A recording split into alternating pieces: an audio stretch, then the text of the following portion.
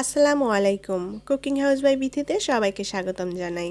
আজ আপনাদের সাথে শেয়ার করব তিতা ছাড়াই কাচকি শুটকি দিয়ে করলা আলুর চচ্চড়ি রান্না। এইভাবে করলা রান্না করলে সবাই চেটে পুটে খাবে।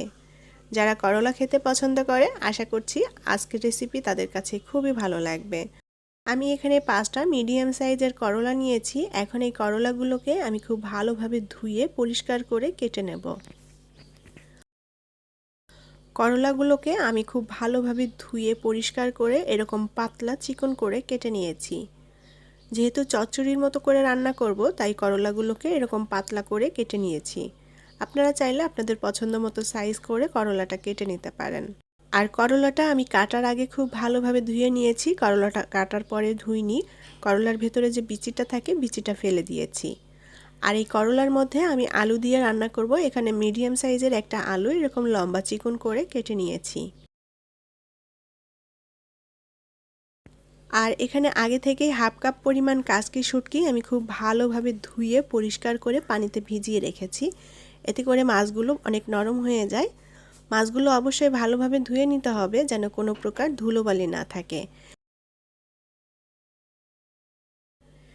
প্যানে পরিমাণ মতো তেল দিয়ে দেব। এখন এই তেলের মধ্যে দিয়ে দেব হাফ কাপ পরিমাণ পেঁয়াজ কুচি। আর দিয়ে দেব 7-8টা কাঁচামরিচ ফালি। এখন এর মধ্যে দিয়ে দেব 2 চা চামচের মতো রসুন। আমি রসুনটা একটু থেতো করে দিয়েছি। যেহেতু এটা শুটকি দিয়ে রান্না করছি তাই সামান্য রসুন দিলে খেতে ভালো লাগবে, তবে রসুন এখানে না দিলেও চলে। এখন পেঁয়াজ মরিচ আর রসুনটা একটু ভেজে নিতে হবে। এবার এর মধ্যে কাচকি শুটকি দিয়ে দেব। কাচকি শুটকিটা আমি পেঁয়াজ মরিচের সাথে একটু ভেজে নেব, যাতে করে শুটকির যে এক্সট্রা গন্ধ আছে সেই এক্সট্রা গন্ধটা চলে যায়।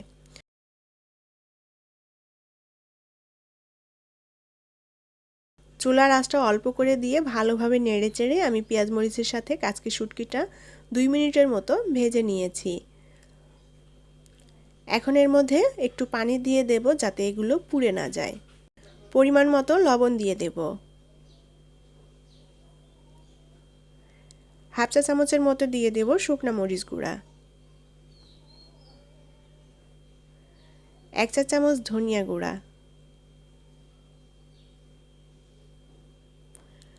হাফ চা চামচের মতো টালা জিরা গুঁড়া। হাফ চা চামচ হলুদ গুঁড়া। এখন ভালোভাবে নেড়েচেড়ে মশলার সাথে শুটকিটা কষিয়ে নেব। আমি এখানে শুকনো মরিচ এবং কাঁচা মরিচ দুটাই দিয়েছি। একটু ঝালঝাল করে রান্না করব। আমার কাছে চচ্চড়িটা একটু ঝালঝাল হলে খেতে ভালো লাগে, তবে এখানে আপনাদের টেস্ট অনুযায়ী মরিচের পরিমাণটা অ্যাড করে দিবেন। এখন খুব ভালোভাবে নেড়েচেড়ে শুটকিটা মশলার সাথে কষিয়ে নিতে হবে। আর শুটকিটা এভাবে আগে থেকে একটু কষিয়ে নিলে খেতে ভালো লাগবে। চচ্চড়ি সাধারণত সব কিছু হাতে মেখে রান্না করা হয়, তবে আজকে আমি একটু অন্যভাবে রান্না করছি। এভাবেও খেতে খুবই ভালো লাগে। শুটকি মাছটা মশলার সাথে একটু কষিয়ে নিয়েছি। এখন এর মধ্যে কেটে রাখা আলু দিয়ে দেব। করলার মধ্যে আলু দিলে খেতে খুবই ভালো লাগে, তবে কেউ আলু না দিতে চাইলে বাদ দিতে পারেন। আলুটাও এখন শুটকি মাছের সাথে কষিয়ে নিতে হবে। চুলার আঁচটাকে অল্প করে দিয়ে ভালোভাবে নেড়েচেড়ে শুটকি এবং আলু একসাথে কষিয়ে নিব। শুটকি আলু কষানো হয়ে গিয়েছে। এখন এর মধ্যে দিয়ে দেব কেটে রাখা করলা। করলা দিয়ে আবারও খুব ভালোভাবে নেড়েচেড়ে সব কিছুর সাথে মিশিয়ে নিতে হবে। তিতার জন্য অনেকেই করলা খেতে চান না, তারা এইভাবে করলাটা রান্না করে দেখবেন, খুবই ভালো লাগবে আর এটা একদমই তিতা হবে না। সাদা গরম ভাতের সাথে এই করলা রান্নাটা খেতে এতই মজা যে সবাই হাত চেটে পুটে খেয়ে নেবে।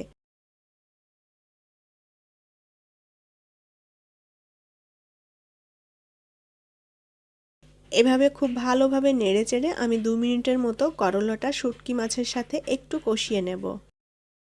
করলা রান্নার সময় এই পর্যায়ে আমি চুলার আঁচটাকে হাই করে দিয়েছি। আর এই করলাটা হাই হিটে রান্না করলে করলার রঙটাও সবুজ থাকবে, দেখতেও ভালো লাগবে। আর করলা রান্নার সময় আমি কিন্তু এটা ঢেকে দেব না, এটা ঢাকনা ছাড়াই রান্না করব। এবার এর মধ্যে পরিমাণ মতো পানি দিয়ে দেব। করলাতে যেহেতু ঝোল রাখবো না, একদম মাখা মাখা চচ্চড়ির মতো করে রান্না করব, তাই সেই আন্দাজ মতো করেই পানিটা দিয়ে দিতে হবে।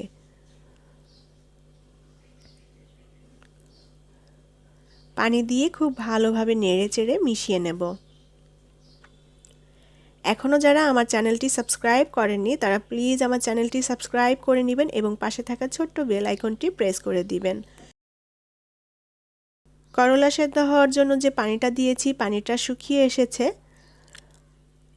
একবার একটু উল্টাপাল্টা করে নেড়ে দেব আর এই পানিটা আমি ভালোভাবে শুকিয়ে নেব। আমি এখানে কোনো পানি রাখবো না। করলার পানিটা ভালোভাবে শুকিয়ে গিয়েছে। এখন একটু উল্টাপাল্টা করে নেড়ে দেব, করলাটা মাখা মাখা হয়ে যাবে। আর আমি কিন্তু হাই হিটেই করলাটা রান্না করেছি, এতে করে করলার রঙটাও সবুজ আছে, দেখতেও ভালো লাগে। আর রান্না করার সময় আমি এখানে কোনো ঢাকনা দিইনি, ঢাকনা ছাড়াই রান্না করে নিয়েছি। ঢাকনা দিয়ে ঢেকে দিলে করলাটা তিতা হয়ে যায়, তাই করলাটাও অবশ্যই ঢাকনা ছাড়াই রান্না করবেন, তাহলে তিতা হবে না। আমার করলা রান্নাটা হয়ে গিয়েছে, এখন চুলা থেকে নামিয়ে নেব। আশা করি দেখেই বুঝতে পারছেন করলা রান্নাটা কতটা লোভনীয় হয়েছে। গরমের এই সময়টাতে এইভাবে করলা রান্না করে সাদা গরম ভাতের সাথে খেতে জাস্ট অসাধারণ। আশা করি আমার আজকের রেসিপি আপনাদের ভালো লেগেছে। আর রেসিপিটি যদি ভালো লেগে থাকে তাহলে প্লিজ ভিডিওটি শেয়ার করবেন এবং লাইক কমেন্ট করে জানাবেন আপনাদের মতামত। সবাই অনেক অনেক ভালো থাকবেন। আজকের মতো বিদায় নিচ্ছি। আল্লাহ হাফেজ।